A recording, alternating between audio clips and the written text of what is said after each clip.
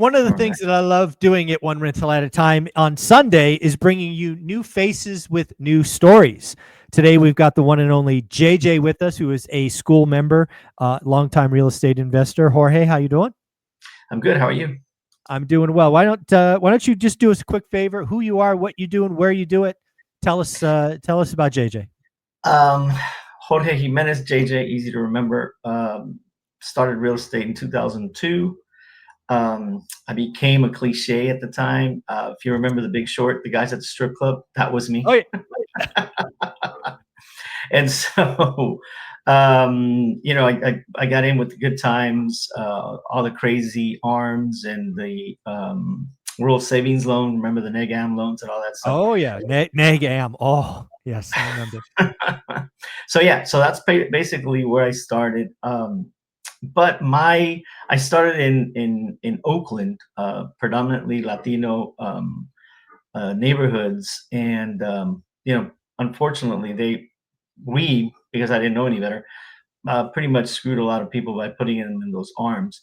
And at the time, the banks weren't qualifying people for 30-year loans the same way they were with the arms. So arms became super easy to get people into. But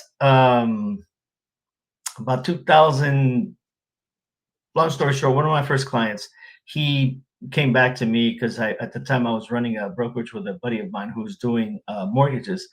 And one of my first clients came back and said that he wanted to pull some money out for a rehab on his house. We got him a loan for, like, I don't know, 30 grand, something like that. I can't remember the actual number, but within 3 months, he came back again and he wanted to get money out because he wanted to take a trip to Mexico and buy himself a Lincoln because his cousin had just bought an Escalade. So I basically sat him down. I said, those are terrible ideas. You're going to end up paying $100,000 for a $40,000 truck at the time, obviously 2006. And so from there, basically, I started going down the rabbit hole of understanding how all this actually worked and how screwed we were going to be. And so I started finding the departments for distressed assets. And that became a whole thing as well. As you can probably remember, in 2006, the departments were nothing, maybe one or two people because they didn't have any. Yeah. And that obviously quickly ramped up. But again, I was a retail agent, if you will, and I was just getting very disheartened because the average person works on emotions and Yeah. not really logical thinking when it comes to purchasing their house. And so one of the main things that I started noticing was everybody says, how much can I afford? Which is the dumbest question in the world. That should never be the question. The question should be, what do you need? Or Right. something along those lines, not what, you don't go buy a car, I don't think, with the thought of, well, can I make the payment? I think you Yeah. go with an idea What's with the maximum I can afford? Yeah. yeah, but buyers do that, as you know. Buyers Oh will say, yeah. "Oh, well, I qualified for $1.2 million, so I guess we can go buy $1.2 million house." And so anyway, so I basically became a guy who was yelling at the windmills because nobody was listening. They didn't care. They were getting arms. They were refining. They were thinking negative, and loans were fantastic.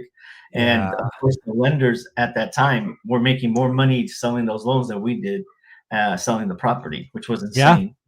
Yeah. And so at that point, I spent probably from '09 to 12, 13, dispensing a ton of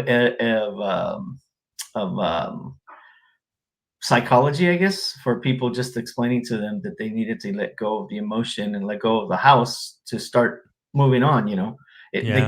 They just couldn't do it. And I spent a lot of time doing tons of modifications, not as many as I would have liked. But the other side, of course, I was starting to create a little bit of an arsenal of cash buyers so we could buy these historically cheap properties. Yeah. And that's how we ended up where I am now. Gotta Very, have a very, few dozen, 27 doors. And that's basically it. very cool. So when you look at your portfolio today, you said 27 doors? Yeah. All in and around kind of the Oakland area, or did you branch out? San Leandro, Hayward, and Okay. one stray in Richmond. I love that, right? Being concentrated. Now, do you self-manage as well? Yes, and that was the well, two things. I don't manage for anybody. If I'm not involved with the property, I don't manage it. It doesn't, to me, it doesn't pay off. Yeah. Finding a good manager is probably worth more than what any of us is really willing to pay them, because they don't do much anymore since they don't have to collect the money necessarily. Mhm. But when they do, they need to be on it. Someone like yourself knows that when emergencies come up, they've got to be able to Amen. move quickly and rationally, right? A lot of people just want to make a phone call, send the, whoever may be plumber or whatever handyman out, and then they're done.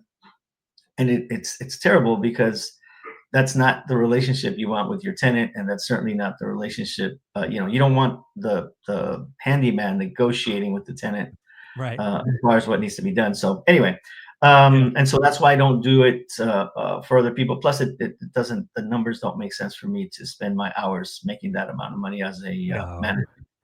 Yeah, property management is one of the hardest jobs and least paying. It's a job that you frankly couldn't pay me to do. No, no, thank you. Yeah, that's one of the biggest things that I just don't understand. I'm sorry, not I, but most people don't understand that. One of the things that I, I informally mentor people. I don't charge them anything.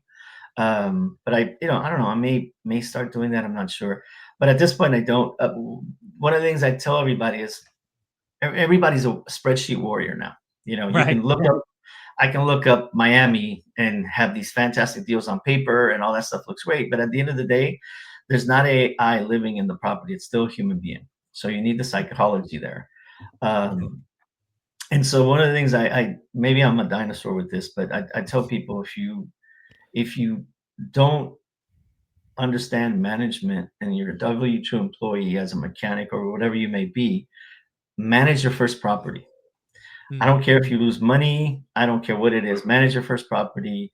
Deal with the psychological part with the tenants, and then you can have much more interesting conversations with the managers that you're going to have, versus just doing it, willy nilly. Jen, I think, was on the previous call, and one of the things she said was she wanted to basically farm out the job of getting a deal together, and you'll never get out of the rookie stage if you're always Right. in that position. And money can mask a lot of stuff, as you Sure. know. You Oh can yeah. throw money at a problem, but the problem with that is you can create fault lines that you don't even understand, and you don't know how to correct them because you don't know that they're there. And so, Nope. to me, in the way I like to run my business is, um, boots on the ground, learn the stuff yourself. I'm not telling you to jump on the roof. I'm telling you, be there when they're doing the roof and ask some questions of the process, and you can see what it takes to get those kind of things done the first or second time. After that, at least you've got some hands-on experience. Yeah. Um, and I mean, I don't know. I think it's one of the things that really attracted me to you was the fact that you're constantly preaching one at a time.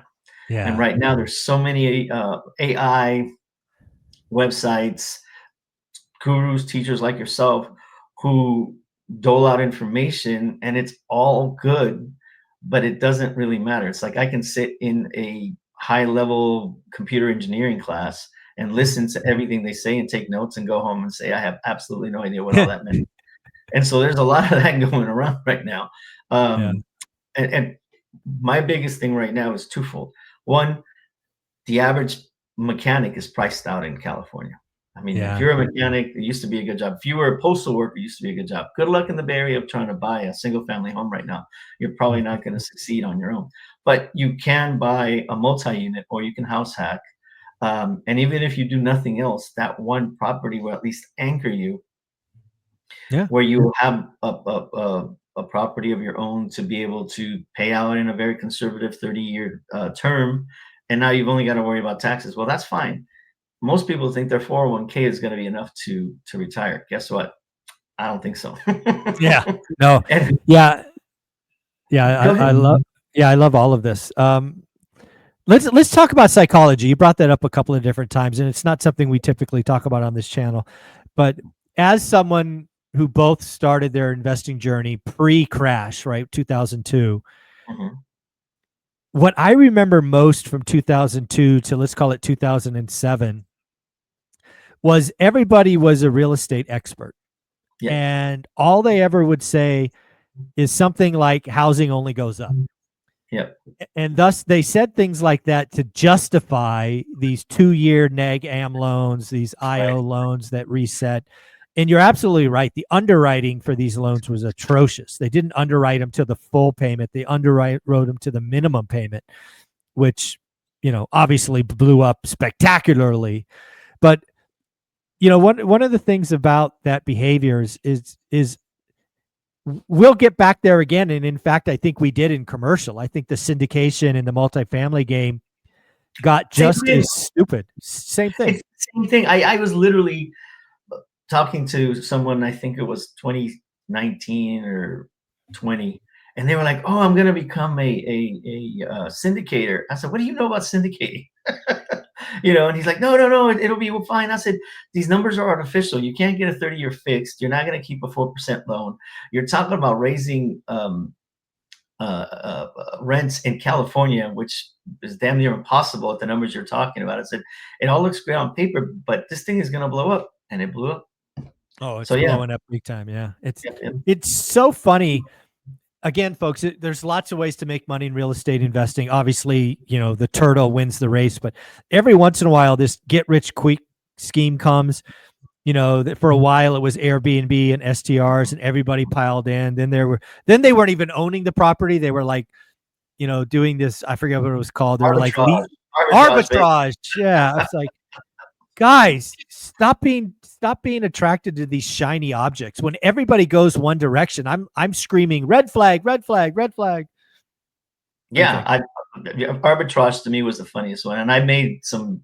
I'm not really good. I've got to really stop being lazy with my online presence. But I made some videos. Two of them. First was the arbitrage joke, and the other one was the hot night. Was it 2021 maybe? Buy the or marry the house, rent the rate. Oh yeah, date the rate, marry the house. There you go. And I told everybody in my office, they're all young, very Yeah. aggressive, super.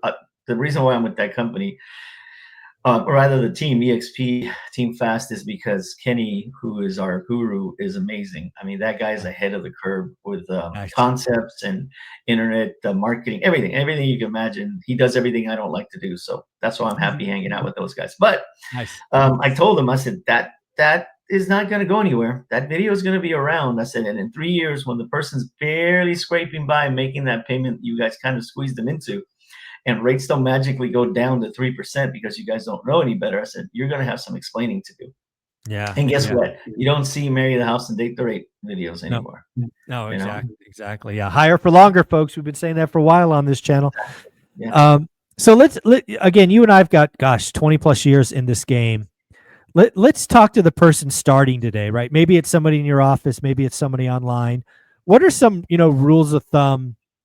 What do you tell that person that's at let's assume they're at zero, right? And they see this as a way to add to their 401k, right? Because again, that may or may not work for folks. This is just another option. What are you telling people today? It's big prices, big interest rates. What are you advising people to do? I'm very conservative, but I tell them not to stop. It's like water, I guess. It's constant. It doesn't necessarily blow things away, but it's consistent. And so one of the first things I do, I don't know if you remember, but I bought a bunch of your books and I gave them away. I do remember. Yeah. And so that's my biggest thing is I don't care if you want to be, some hot shot down the road. You can't start being a hot shot as far as I'm concerned. So do the basics. Read your book, understand the mechanics of what you're trying to do. Save, save, save. A lot of people now, because there's this supposed batch of money that's available, you can just reach into the computer and pull it out. They think that there's an easier way to get in it without your own money, and I don't know that that's necessarily true for the average person. So my thing always is learn what kind of loans are available, leverage your first time buyer concepts, 5% downs, and then buy something that you don't want. It's not going to be a white picket fence. It's not going to be 2,500 square feet single family home. It's not going to be 7,000 square foot lot with a huge backyard. It's going to be a triplex, a duplex, maybe a 3 or 4 bedroom house that you can split up and house hack. And that sacrifice for the younger person who's initially starting should make a big difference. And the other thing with that is live in it. Obviously, number one, because you're going to get a great rate, and number two, you will have interactions with your tenants. Mm-hmm. And I don't know about you, but most tenants don't think like we do. Yeah, And, I would say that's fair. Yes. and so one of the problems that I see a lot is housing providers and tenants walk past each other consistently. And so you've got to understand where they're coming from. And even though in our heads we're 100% correct, if you don't understand why they're reacting the way they're reacting, you will always have friction, which is going to create a contentious relationship. And one of the other things that I do is I'd love making my tenants into landlords, getting them to get it. There's always another tenant. I mean, I'm not ever concerned about losing that great tenant. Right. Because I pre-screen. I've been doing it long enough where I don't take a lot of losses there. But to me, it's just most people. I'm really concerned. Most people that are in their 20s, I don't see how they're going to be able to buy anything if they're doing regular work. You and I, when we came up, you could have a decent paying job, not 250, 300,000 a year, but I don't know, 70,000, save for 6 months, boom, you had a house. Now it's insane. You know what I mean? Yeah, it's definitely in Silicon Valley's bananas. Yeah, it's even crazier than the East Bay. And so my thing is we don't have enough money in the 401ks, even though everybody thinks to maximize it. Don't get me wrong. I think you should maximize your 401k. But if that's the only investing you're doing and that's the only investing you can afford to do, I 100% believe that you should buy property, preferably income generating property, so you can have some security when you get older. None of us think we're gonna die, but we are going to eventually. Father time is undefeated, and that was the whole reason we started back in the day. My grand vision, my big dream was 4 rental properties, so that when I turned 65, I'd have a 401k and 4 free and clear rental properties. That was my big dream back in the day because I just wanted more options. Yeah, and I think because everything is available all the time, and I call them spreadsheet warriors. Everybody wants to have 30 units or be in 3 different states, and that's okay. There's people that can work and operate on that level, but it's also like thinking you're going to be able to be Michael Jordan. You can buy the shoes and go to every practice. You're still not going to be Jordan, but you can't play basketball on Sunday. And so that's my part is play basketball on Sunday. Be happy with it. You can buy his shoes if you want. That's fine. But don't think you're going to be that guy if your personality and who you are hasn't already been that aggressive. You know what I mean? Absolutely. And most people see you or Ty and they're like, oh, well, oh, yeah, I can buy this and I can buy that. Now you're $1,000 in the whole month and you barely used any of it. So stick to the basics as far as I'm concerned. When you start, you know what I mean? Build a solid foundation. And then you can grow whatever way you want because you've built something that's very, very solid with a fundamental understanding. And you'll know where to get what you need, whether it's a lender, whether it's a mentor, whether it's whatever it may be. If you're constantly just chasing the shiny object, it never works. Yeah, some of these guys, I love it. I call them shooting stars. Sometimes they come in my orbit. They're all excited. They're going 1,000 miles an hour, and 3 weeks later they're gone. Yeah, because they're just on to the next thing. That's why I call them shooting stars. It's like you're here a minute and gone the next. Yeah. Well, one of the things that I end up getting is because I've been doing this so long, when people have troubled assets or I can explain it. Ideas that they have or money that they have, and they don't know what the next step is. They'll bring me in and they're like, "Hey, I can pay you, or I can."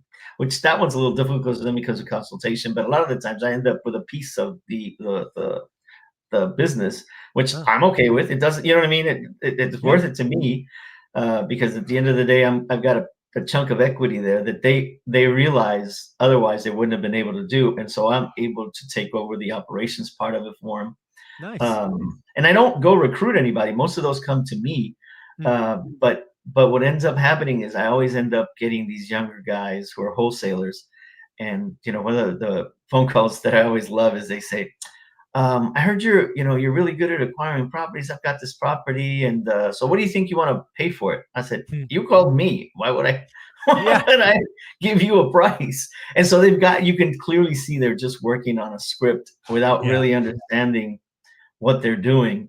And Yeah. so, I mean, I like the fact that they've got enthusiasm and energy, but a lot of the times they're just grasping at straws. And unfortunately, in the Bay Area, you have to compete with money that doesn't care whether or not it cash flows. They're just trying to Yeah. park it somewhere. Yeah. Yeah. You get a And lot of that's that. tough. You know what I mean? That part is tough for a lot of people because you want it and it needs to, even if it doesn't cash flow, you want to be able to have something where it at least breaks even when you start. But in the Mhm. Bay Area, people have enough money cash wise that they're okay with holding on to it, breaking even or losing money for a few years and then doing some Yeah. kind of equity play eventually. Yeah. We get that a lot in the Bay Area. Well, I know, JJ, you might have had a couple questions for me. You want to throw those at me? Well, one of the things that I'm terrible at is once I engage with one-on-ones, people call me back and we have great rapport. But you, as far as I can see, are really good at broadcasting a very basic idea and getting a lot of people back. I know it's taken you a while, just like everything else, to get to the point where you're at. But what do you? I mean, like I said, I'm terrible. I nibble. This is something that I'm just nibbling at. I should take much more seriously. But clearly, I've got the real estate side of it, but I've never taken the online side seriously. What do you think I should do other than just get off my butt and start doing some work? Well, I mean, obviously, you already know that's part of the answer, but the beauty is it should be really easy for you. Again, the first thing I would do is I would declare a publishing schedule. Like, I obviously go multiple times a day. I don't think that's right for everybody, but maybe it's every Tuesday, Thursday, every Tuesday, Friday. So the first thing you've got to do is declare a day and time that you're going to post, and Okay. then live up to that. It doesn't have to be every day. It could be just a couple of times a week. But then the content should just roll off your tongue, because all I want you to do is talk about what you've done the last 3 days. Tell a story of the last 3 days, some phone call, some tenant interaction, something, because what will happen for you is in the span of 12 weeks, 15 weeks, you're going to start to attract your tribe that just come to you, JJ, because you're just telling it how it is. We just lost somebody named Invest for More out of Yeah. Denver. Mhm. And if you go back and watch his content, that's what I want you to do. Right. He Okay. talked about his laundromat. He talked about his liquor store. He talked about his cars. I think he was doing it the right way. And again, it starts slow. You're never going to go viral, but you're not trying to go viral. You're Right. trying to attract the right people. So the right Right. people keep coming back. So what I would tell you, step one for you, is to sit down, get really clear on a posting schedule, and then not miss. Gotcha.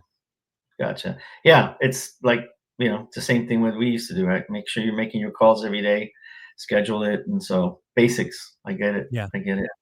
Yeah. But that 3-day thing I hadn't thought about. That's an easy way not to have to think about what you're going to talk about. If you just go backwards, it's all Yeah. laid out for you already. That makes a lot of sense. Yeah. That And makes again, I wouldn't script it. I like live. I mean, I wouldn't even, I wouldn't edit them. Mhm. I think people overcomplicate it. I think especially with AI coming, I see a lot of people trying to get too pretty, too clean. And again, you're not Mr. Beast, right? You're not creating mini movies. You're trying to tell people about what's going on in real life experience. And sometimes that's ugly, and sometimes you stumble, and that's okay. And you want to know something funny? Now that you mentioned that, I am actually attracted much more to raw video than those really clean, Oh super yeah. edited, perfectly coiffed guys. As you can see, that took 30 seconds Yeah. Yeah. to No, I look. think, yeah. And again, I think what you're going to see in the numbers is live unedited stuff is going to be more valuable than the AI stuff, because the AI stuff is just going to all look the same after a while. Right, So right. just lean into Jorge or JJ is a real human being doing real things. and I'm going to give you 8 to 12 minutes about my last 3 days, twice a week, 3 times a week. It's Okay. just declare it, write it down, and don't miss. Do Yeah. not miss. I've got it. You've got a commitment, sir. I like it. You're going to do that. Absolutely. Oh, by the way, did you see my shirt? I did. I did. I did. Yes. Yes. Yes. I appreciate that. It's one, Represent. it's one of my favorite. It's one of those, but in the Bay Area, it's very offensive, because uh, I'm a, oh my God, you're a landlord. What? Oh, human right. No, no, no, no. I was like, you're Yeah. right. Oh, okay. Next. Yeah, moving on. It's like when you see the congressman walking down the hall, they just don't stop. You just keep going. Yeah. That's Exactly. They're that's how I screaming deal stuff with at it. I you. just go, yep, you're right. See you later. Yeah. Bye. Yeah. It's Yeah, funny. exactly. Exactly. You got another follow-up question, or was that the big one? That was the big one for me. The other one is you went out of state, and I've had the luxury of not having to, but I've got a lot of older investors who are Hmm. quite frankly fed up with all the new regulations and everything California and Hmm. the Bay Area is throwing at them, Yeah. and they're not necessarily ready to cash in their chips. And one of the things I was looking at is investing out of state, um, but not into single families anymore. Maybe more, especially right now, where there's going to be some opportunities of some multi-unit buildings coming up. What do you think about that? Because my biggest thing is I don't want to present something to these guys who've been used to 2 to 4 unit uh, uh, setups, and now they're going to be hands off pretty much. Hmm. Having a manager take care of a 20-unit building or something like that. What are you thinking to Yeah. that? I certainly like that strategy. It certainly is going to be something Olivia and I look at as over the next 1 to 4 or 5 years as we move some of our chips out of California. Same thing. Um, but to me, it's actually an advantage because again, us older investors, and we'll say anybody over 50 is an older investor, having less management headache, less day-to-day stress, not a bad thing. That's actually a positive. But you are giving up some control. So maybe if you're a control freak, that's not going to be good. But it is certainly a strategy I am looking at. Again, moving, a percentage, probably a significant percentage out of California over the next several years because it's getting just too hard, too crazy. Yeah, they're just I don't know. It's the same cycle of the well-intentioned ideas executed poorly and no proof in their concept prior to starting it up. They're And just there's no penalty for stupid things. They just keep implementing more stupid things. yeah. It's just Well, I'm crazy. part of the East Bay Rental Housing Association group. It's a obviously rental housing association, and I'm a board member. And I became very active because of all the craziness that Oakland specifically has been putting out. And right now we're battling this is something for everybody in California who owns a 3-unit building or more. Stairs and balconies have to be inspected before the end of 2026. Mm. Repaired within, depending on the severity, there's stages of it. You can look it up yourself. Again, the internet's there. It's very simple. But I'm literally dealing with 4 different owners that all have similar, different issues, but similar problems interacting with the counties and the cities. Mm. It's a hot potato. Nobody wants to deal with it, and so that's my other big thing is I'm really, really advocating that anyone who owns rental property or is even considering buying rental property, specifically in California and anywhere in the country, because I think the mentality is changing, and they're looking for ways to generate income. And one of the Mhm. things the government always looks for is to add on fees and things like Yep. that to people that are just running businesses that otherwise can't defend themselves. But be active, be very active in your area. Whether you're an out-of-state investor or not, understand how the laws are changing and be proactive instead of reactive. One of the mistakes, and you know this, Mike, we blew it. We were very reactive. We allowed them to do all this stuff and we didn't get ahead of it. We didn't fight back. We just kind of sat Mhm. back and said, okay, we'll take that one on the chin. Okay, we'll take this one on the chin. And now we can't afford to do it. The Yeah. pandemic showed us that. That made it crystal clear. So to anyone out there who owns property, understand that. Be in front of any kind of local legislature, whether it's county, state, or city, that might be affecting you. Even if you're in one of those great states that's super landlord friendly, still get ahead of it. And in California specifically, make phone calls, get informed, get into an association, and take this as a real business. When you and I first started, a lot of mom and pops fell onto it. They were the accidental landlord. They had a Mhm. building. They let the landlord, the tenant who was there for 8 years, do whatever they wanted, paint it, do sewer, sewer line corrections and Yeah. patching the roof. They didn't care as long as the check came every month. No one cared. You can't run it that way anymore. It's too much liability. Insurance is insane. And so be professional. And if you can be Yep. professional from what day one, even better. You're just going There to you be go. ahead of the game. Love it, JJ. This is a lot of fun. Thank you for being a part of school. Thank you for joining, answering questions, supporting everybody in there. JJ, where can people find you?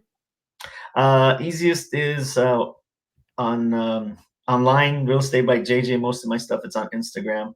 But yeah, that's it. And then in your chat, anytime anybody wants to hit me up on school, I'm more than happy to talk to people there. And soon I'll have my YouTube page up, and I'll take it much more seriously than I have been.